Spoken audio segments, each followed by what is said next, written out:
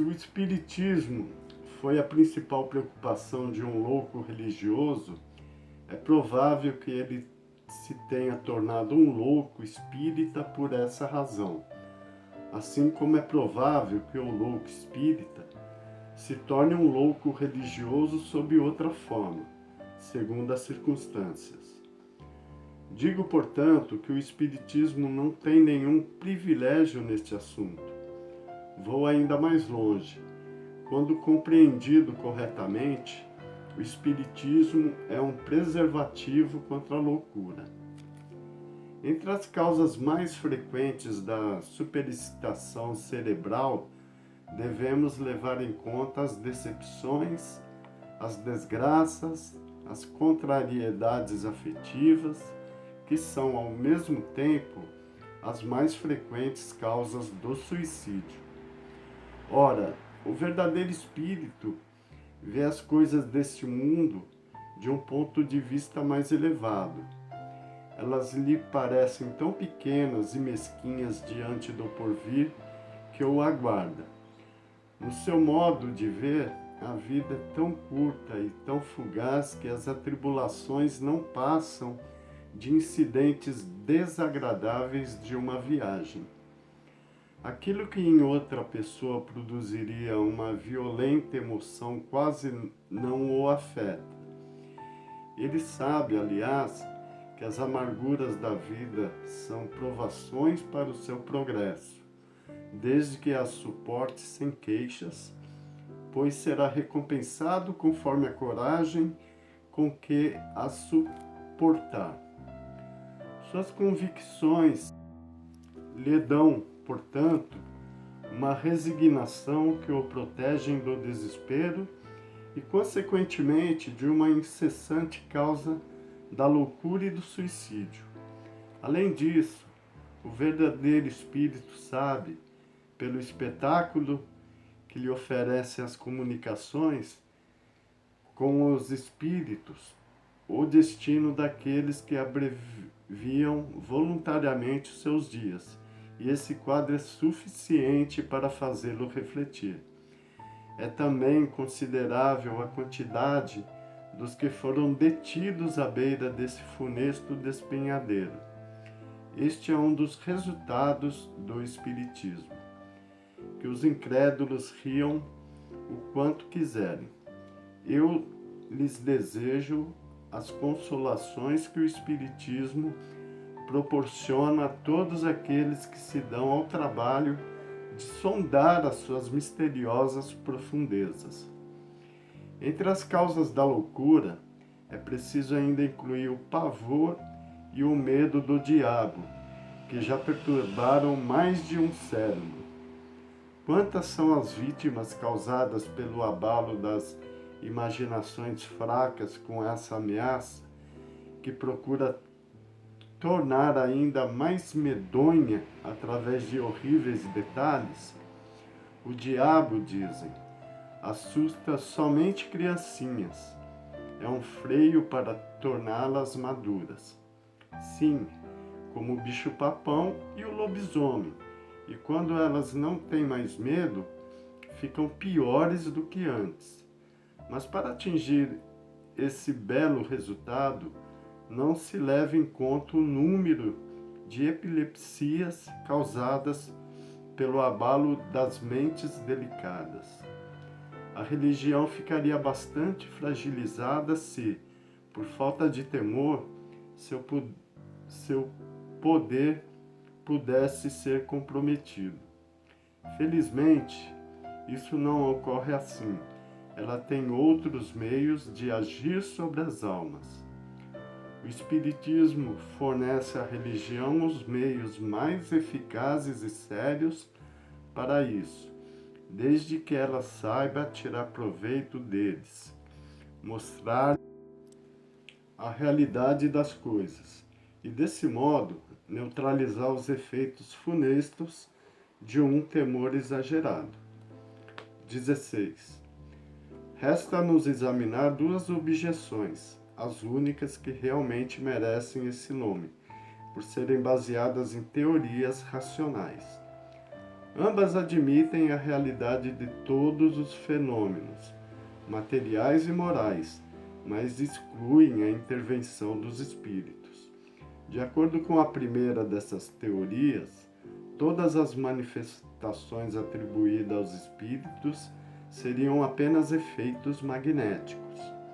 Os médiuns ficariam num estado que se poderia chamar de sonambulismo desperto, fenômeno do qual toda pessoa que estudou o magnetismo pode ser testemunha.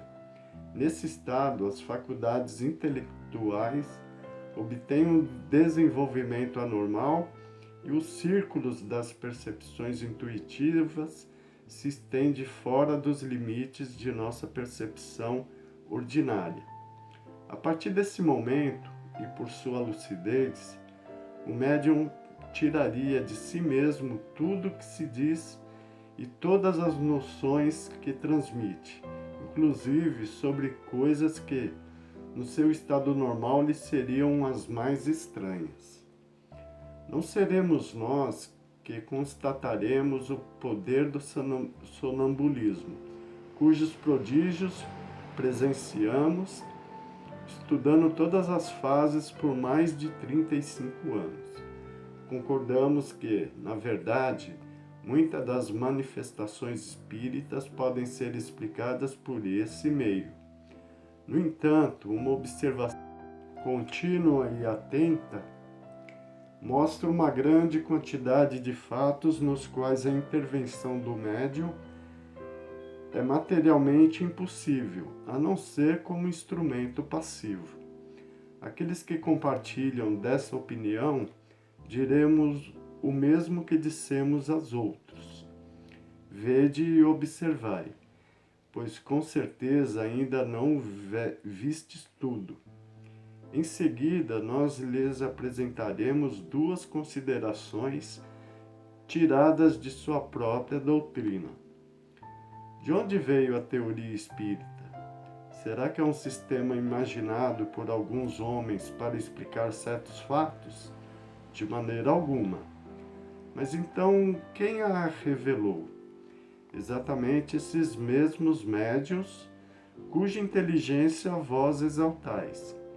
Se, portanto, uma inteligência tal qual vós supondes, por que teriam eles atribuído aos espíritos aquilo que eles próprios haviam concluído?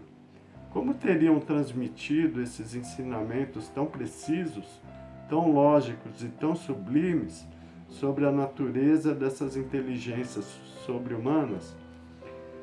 De duas uma, ou eles são lúcidos ou não são. Se o são, e se podemos confiar em sua veracidade, não se poderia admitir, sem contradição, que não digam a verdade. Em segundo lugar, se todos os fenômenos tivessem sua origem no médium, seriam idênticos em um mesmo indivíduo, e não se veria a mesma pessoa usar linguagens diferentes, nem exprimir alternadamente as coisas mais contraditórias. Essa falta de unidade nas manifestações obtidas pelo médium prova a diversidade das fontes. Portanto, se não se pode encontrá-las todas no médium, é imprescindível procurá-las fora dele. Segundo uma outra opinião, o médium é mesmo a fonte das manifestações, mas em vez de tirá-las de si mesmo, como acreditam os criadores da teoria do sonambulismo, tira-as do espaço que o rodeia. O médium seria, assim, uma espécie de espelho, refletindo todas as ideias, todos os pensamentos e todos os acontecimentos, os conhecimentos das pessoas que o cercam. Tudo que dissesse seria conhecido pelo menos por alguns deles.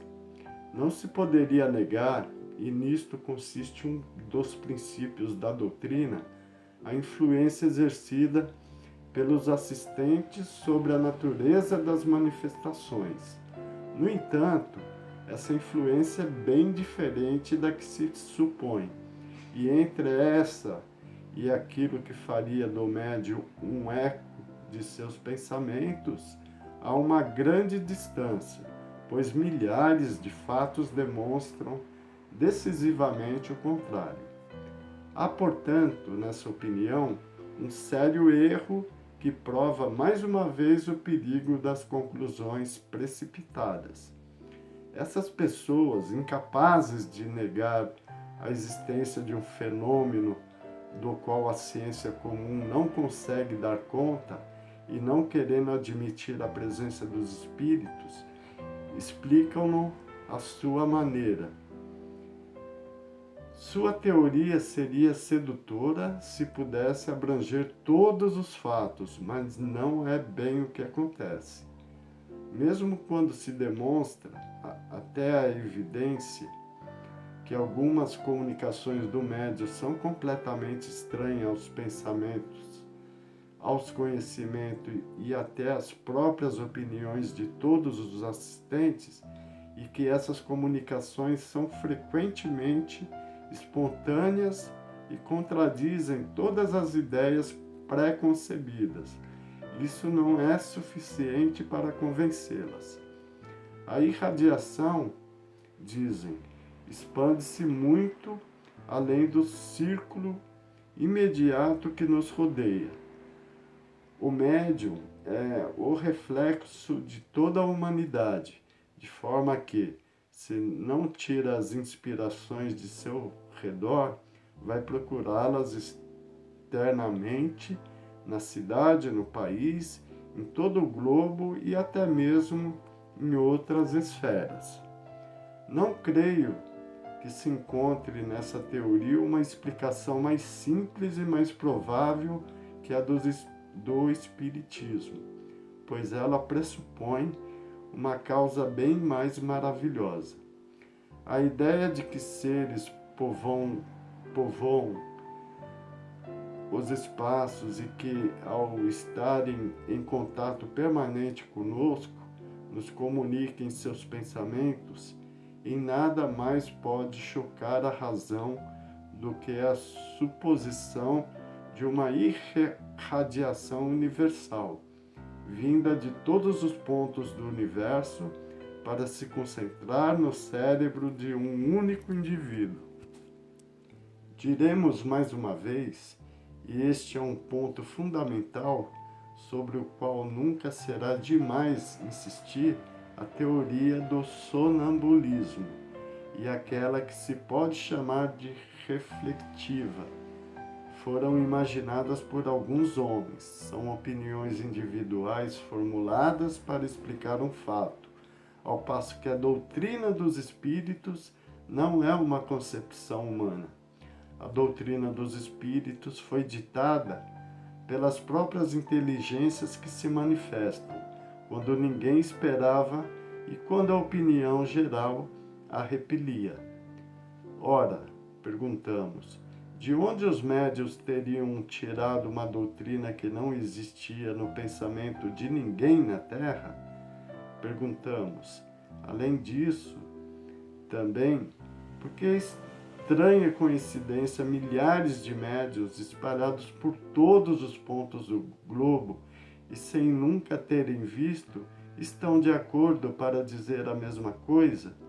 Se o primeiro médium que surgiu na França sofreu a influência de opiniões já aceitas na América, por que estranho motivo foi ele buscar essas ideias a 2.000 léguas além mar, e no meio de um povo estranho em modos e em linguagem, em vez de apropriar-se das mesmas que estavam ao seu redor?